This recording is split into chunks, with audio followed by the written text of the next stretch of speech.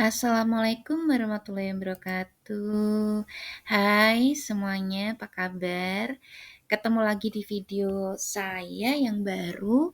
Kali ini seperti biasa ya, saya tetap akan membahas tentang materi-materi yang berkaitan dengan matematika. Jadi kalau videonya ini bermanfaat, bolehlah dibagi-bagi ya. Begitu, semoga saja video singkat ini bisa membantu teman-teman semua untuk belajar matematika lebih mudah. Nah, kali ini di video kali ini saya akan membahas tentang perbandingan trigonometri pada segitiga siku-siku. Namanya saja perbandingan, berarti bentuknya pasti per-peran ya. Jadi misalnya 1/2 itu kan bacanya 1/2 begitu. Nah, nanti kurang lebihnya jenis-jenis perbandingan ini ya bentuknya seperti itu. Dan di perbandingan segitiga siku-siku yang akan kita bahas ini ada 6 ya. Nanti kita akan ketemu dengan sinus yang biasanya disingkat sin seperti itu ya. Jadi ini adalah notasi bentuk umumnya. Biasanya nulisnya pada sin seperti itu. Terus kosinus biasanya ditulis dengan kos, tangen, tangent, apapun penyebutannya ya. Intinya seperti itu. Biasanya kadang guru-guru ada yang nyebutnya tangen, ada yang nyebutnya tangent, ada yang nyebutnya tangen gitu.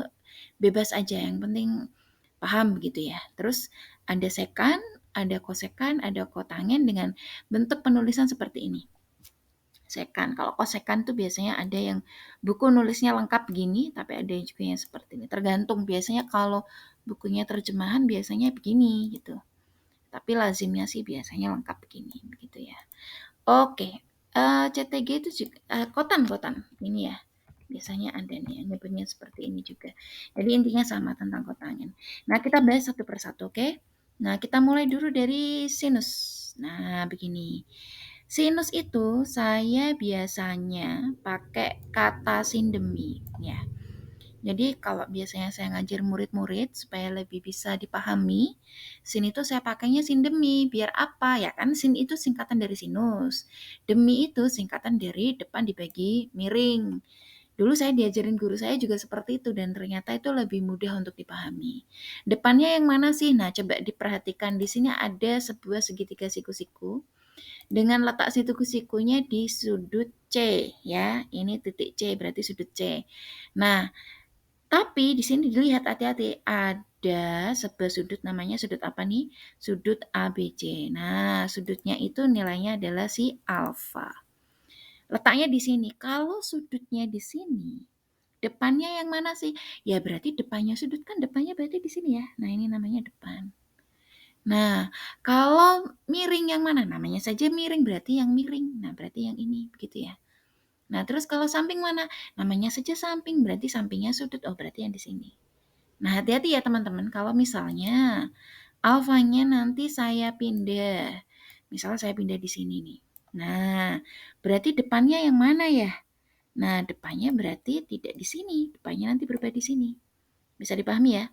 Miring di mana? Kalau miring mah tidak pernah berubah karena dia pasti carinya ya miring. Miring ya tempatnya tetap di sini sampai belibet. Nah, terus samping yang mana? Ya sampingnya sudut. Berarti samping itu yang sini begitu. Jadi tergantung sudut pandangnya ya. Kalau sudut pandangnya di sini berarti depannya sini. Tapi kalau sudut pandangnya di sini berarti depannya sini. Begitu? Oke, bisa dipahami ya. Nah, kalau saya bertanya. Nah, misal saya tanya ya. Berapa sih nilai dari sin A misal? Saya tanya, berapa sih nilai dari sin A? Nah, sin A itu berarti kan A itu di sini ya letaknya. Nah, sedangkan sin itu kan rumusnya depan dibagi miring ya. Nah, depannya kan belum tahu nih. Miringnya sudah tahu. Tapi kan sampingnya sudah tahu. Berarti kita bisa pakai apa tuh? Bisa pakai teorema Pythagoras.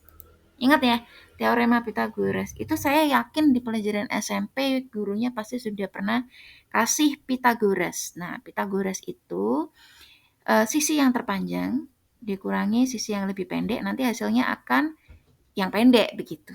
Ya, berarti kalau ingin mencari yang sini, miring itu selalu yang paling panjang ya teman-teman.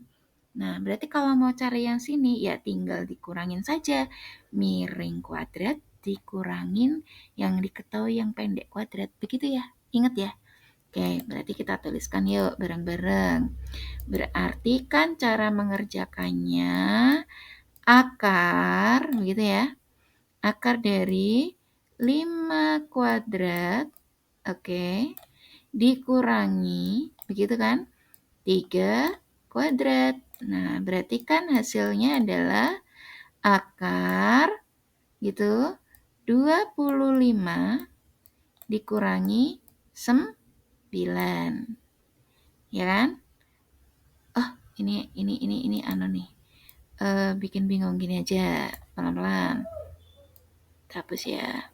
Berarti kan akar gini ya. Oke, ini maklum lah karena saya belum beli pen untuk menulis ya. Jadi CB begitu sama dengan akar 5 begitu kan dikurangi akar 3 kuadrat. Nah, berarti hasilnya adalah berapa teman-teman? Sorry.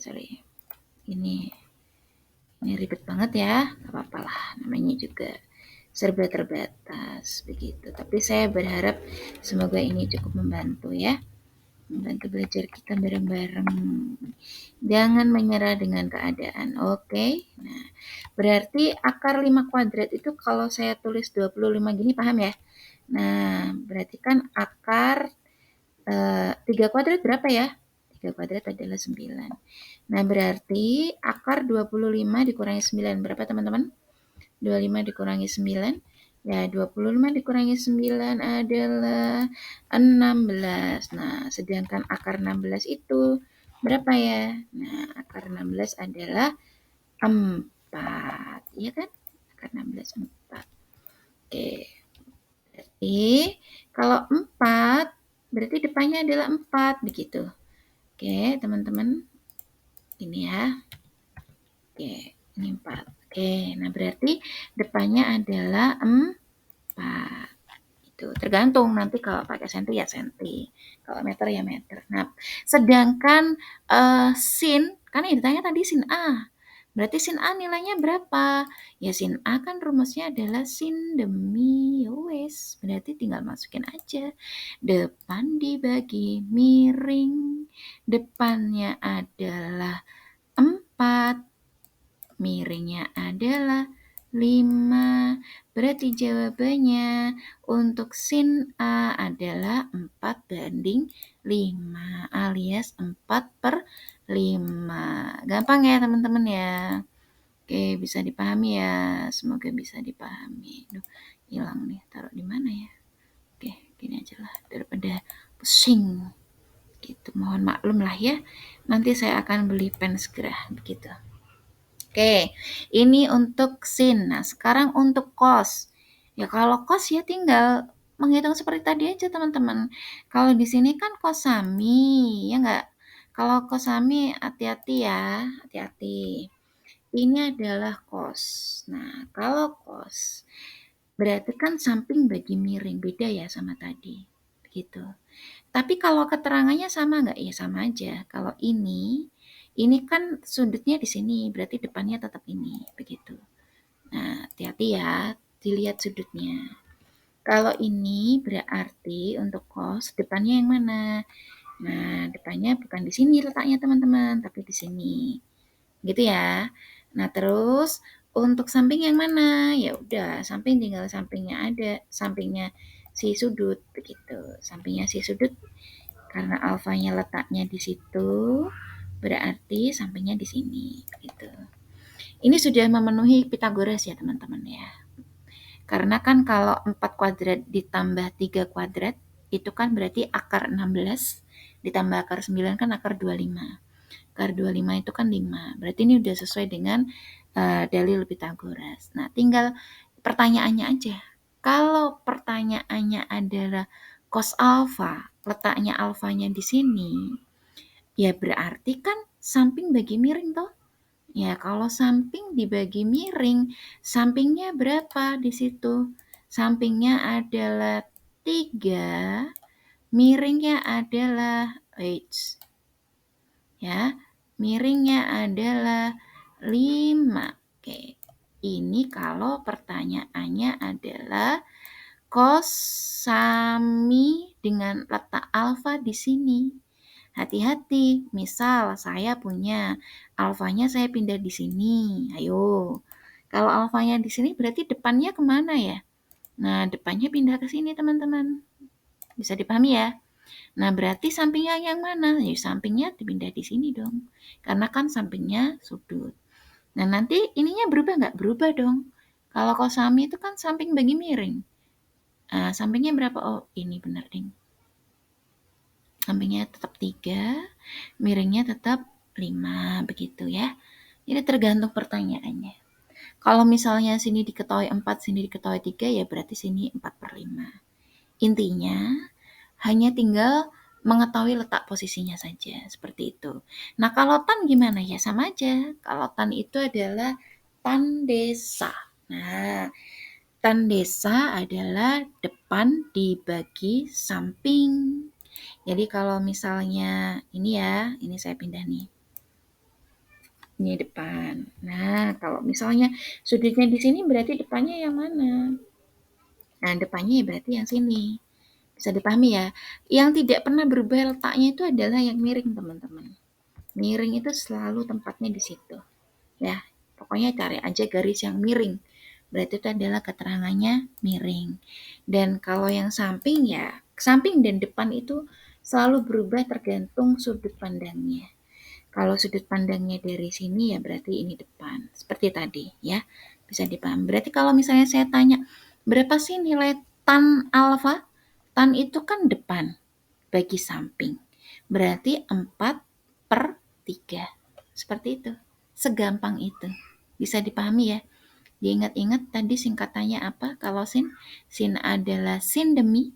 Kalau kos adalah kosami. Kalau tan adalah tan desa. Nah, sampai sejauh ini teman-teman sudah belajar 3 perbandingan. Oke, teman-teman, maaf ya tadi videonya kepotong. Nah, sekarang bisa diperhatikan di sini. Tadi kan yang kita pelajari sudah dapat 3 ya. Rumus sin, rumus kos, dan rumus tan. Dengan singkatannya apa tadi? Sin demi, kosami, tan desa. Jadi yang perlu dihafalkan tuh sebenarnya hanya 3 ini aja.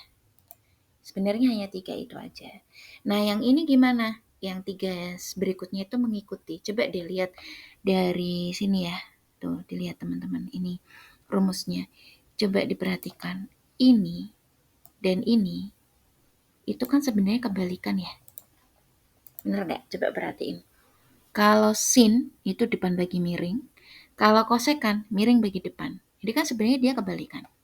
Nah, kalau ini itu kebalikannya ini. Bener nggak? Coba perhatikan. Samping bagi miring. Kalau sekan, miring bagi samping. Tuh, kebalikannya ya. Nah, kalau yang ini adalah kebalikannya ini. Nah, ini kebalikannya ini. Jadi, kalau teman-teman bertanya, berapa sih nilai sekan? Nggak perlu ngapalin rumus ini, cukup tahu ini aja. Oh, sekan tuh kebalikannya kos. Kos itu kan kosami, samping bagi miring. Berarti kalau pengen tahu sekannya, tinggal dibalik aja posisinya. Contoh, misal ini ya. Oke, bentar. Ini kan sin A-nya adalah 4/5. Ya kan? Sin itu rumusnya adalah kebalikan dari kosekan. Berarti misalnya saya tanya, nih misalnya saya tanya ya di sini. Berapa sih nilai dari misal saya bertanya, berapa sih nilai dari kosekan A? Kalau sin A-nya 4/5, ya, berarti kosekannya tinggal dibalik aja, teman-teman. Berarti kalau kebalikannya 4/5 siapa? 4/5 kebalikannya adalah 5/4. Loh. Kenapa ini terbalik nih? Bukan begitu baliknya ya. Jadi 5-nya ini di sini begini. Agak susah ya emang ya. Nah, begini. Jadi maklum tidak pakai itu ya. Nah, begini. Jadi kosekannya adalah atasnya 5, bawahnya 4. Begitu ya. Jadi antara ini ya dengan ini itu sebenarnya saling berhubungan ya, antara antara sin dengan cos itu sebenarnya berhubungan. Hubungannya apa? Terbalik. Dilihat aja ini posisinya. Ini adalah hubungannya terbalik tuh. Sin berubah jadi kosekan. Tinggal pindah posisi. Begitupun juga dengan kosinus ya. Kalau kosinus, bentar, ini sampingnya di sini. Oke. Kalau saya tanya di sini ya. Oke, misal saya tanya, berapa sih nilai dari kosinus alfa? Kosinus alfa. Kosinus alfanya berarti nilainya adalah samping bagi miring. Berarti 3 dibagi 5. Berarti cosnya adalah 3/5. Tapi kalau saya tanya berapa sih nilai sekannya? Nilai sekannya ya udah tinggal dibalik aja. Ya. 5/3. Seperti itu. Oke. Sebagai latihan, coba perhatikan segitiga siku-siku ini ya. Perhatikan hati-hati, ini siku-sikunya di sini ya. Tapi sudutnya ada di sini. Nah, nanti teman-teman tentukan dulu depannya yang mana, sampingnya yang mana, miringnya yang mana. Oh, yang ini udah diketahui, yang ini udah diketahui. Yang sebelah sini kok belum diketahui. Silakan dicari dengan menggunakan Pythagoras. Nah, nanti cari dulu sinnya berapa. Sin itu kan sin demi. Cos itu kosami, tan itu adalah tan desa. Nanti kalau sudah ketemu sin cos tan, sekan kosekan kotangennya tinggal dibalik aja posisinya sesuai dengan ini. Begitu kurang lebihnya. Saya mohon maaf ya. Jadi karena keterbatasan alat, saya udah order nih pulpennya tapi belum datang karena keterbatasan alat ya. Seperti ini dulu ala kadarnya. Semoga bisa dipahami dan silakan dikerjakan contoh soalnya yang ini. Begitu untuk latihan. Terima kasih. Wassalamualaikum warahmatullahi wabarakatuh.